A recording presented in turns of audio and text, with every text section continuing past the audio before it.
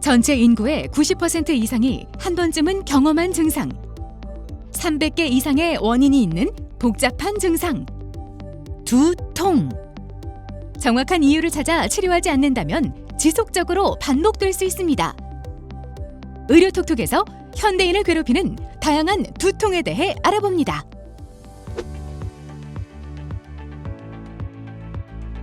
그 정도의 차이는 있지만 누구에게나 찾아올 수 있는 두통.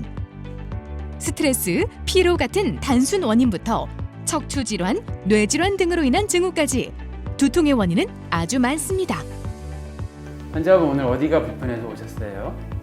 머리가 너무 지끈거려서 두통 때문에 찾아왔어요. 머리 아픈 게 몇 년 정도 되셨어요? 어렸을 때부터 반복적으로 계속 아팠어요. 머리가 이렇게 지끈지끈 많이 쑤시듯이 아픈가요?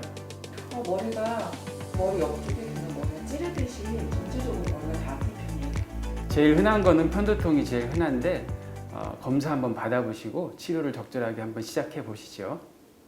두통은 신경과 외래를 방문하는 환자들이 가장 많이 호소하는 증상이죠. 특히 편두통은 전 세계 13억 인구가 앓고 있는 가장 흔하면서 일상생활에 지장을 초래하는 질환입니다. 머리가 아프면 사람들은 먼저 머릿속에 뇌종양, 뇌졸중과 같은 좋지 않은 병이 생겼을까 걱정하게 됩니다. 하지만 대부분의 두통은 뇌 구조적인 원인 질환에 의한 경우보다 두통 그 자체가 질환인 경우입니다. 따라서 자세한 병력 청취, 신경학적 진찰, 기본적인 검사들을 바탕으로 적절한 진단과 치료를 시행하시면 됩니다. 원인 질환 없이 두통 자체가 질환인 1차 두통이 대부분을 차지. 하지만 약 1% 정도 다른 원인 질환에 의해 2차 두통이 유발됩니다. 오랜 기간 반복되는 두통의 대부분은 1차 두통입니다. 이런 1차 두통은 편두통이라든지 긴장형 두통, 군발 두통이 주를 이루고 있습니다. 2차 두통은 머리의 외상이라든지 뇌출혈, 뇌경색과 같은 뇌혈관 질환, 또 뇌종양, 그리고 어떤 약이라든지 술에 의한 경우, 또 뇌 감염증, 저혈당이나 갑상선 이상 같은 그런 내과적 질환, 눈이나 귀 부비동 같은 안면부, 또 턱관절, 경추부 통증 등이 있습니다. 1차 두통과 2차 두통은 진단 및 치료 방법과 예후가 다르기 때문에 정확히 구별해야 합니다. 두통의 진단을 위해선 가장 먼저 전구 증상, 유발인자, 두통 양상과 위치, 악화 혹은 완화 요인, 발현 시간, 동반 증상, 가족력 등을 청취합니다. 그 이후 언어, 뇌신경, 운동 및 감각신경, 신체 반사 등 신경학적 진찰을 통해 신경계의 이상 유무를 점검하게 됩니다. 그리고 기본적인 전신 질환을 평가하는 혈액 검사, 경추의 상태를 알아보기 위한 경추부 X선 검사, 혈관의 상태를 파악하기 위한 뇌혈류 초음파 및 경동맥 초음파 검사를 시행.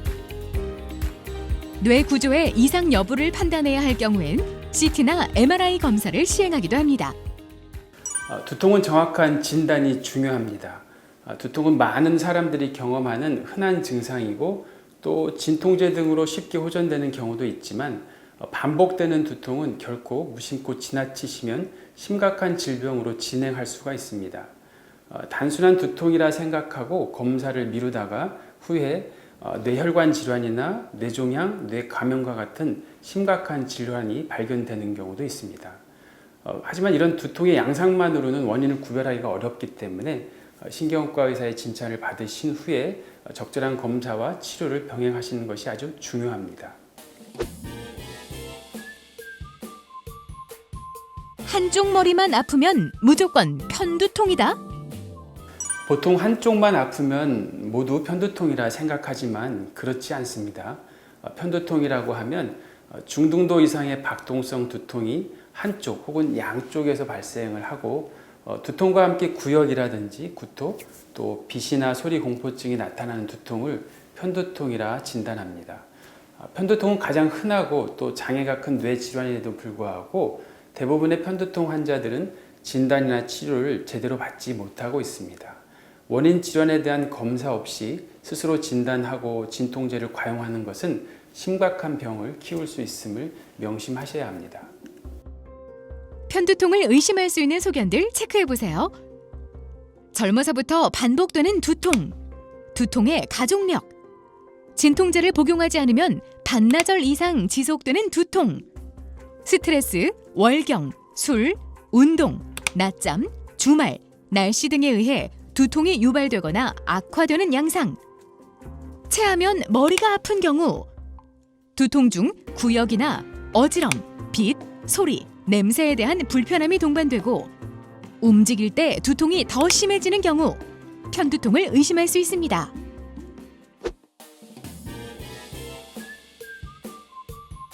잘못된 자세가 원인이 돼서 생기는 두통도 있다. 긴장형 두통은 편두통의 특징이 없을 때 우리가 진단하게 되죠. 대인관계나 과도한 업무 등으로 인한 스트레스, 또 이를 극복하지 못해서 생기는 심리적인 요인, 또 근육 긴장 등이 주된 원인으로 생각하고 있습니다. 특히 요즘은 어려서부터 책상에서 생활을 많이 하기 때문에 나쁜 자세에서 기인하는 근육 긴장 등이 주로 큰 원인으로 작용하고 있습니다. 따라서 과거에는 신경성 두통 또는 스트레스 두통, 근육 수축 두통 등으로 불리기도 했습니다. 이런 긴장 두통 또한 진통제로 잘 조절되지 않는 경우에는 신경과 의사와의 상담이 반드시 필요합니다. 긴장형 두통은 다음과 같은 특성을 갖고 있습니다. 강도가 약하고 띵한 두통으로 목이나 어깨 결림, 과도한 긴장이나 스트레스가 동반, 일반적인 진통제로 어느 정도 조절되고 쉬거나 놀면 호전되는 경우 긴장형 두통입니다.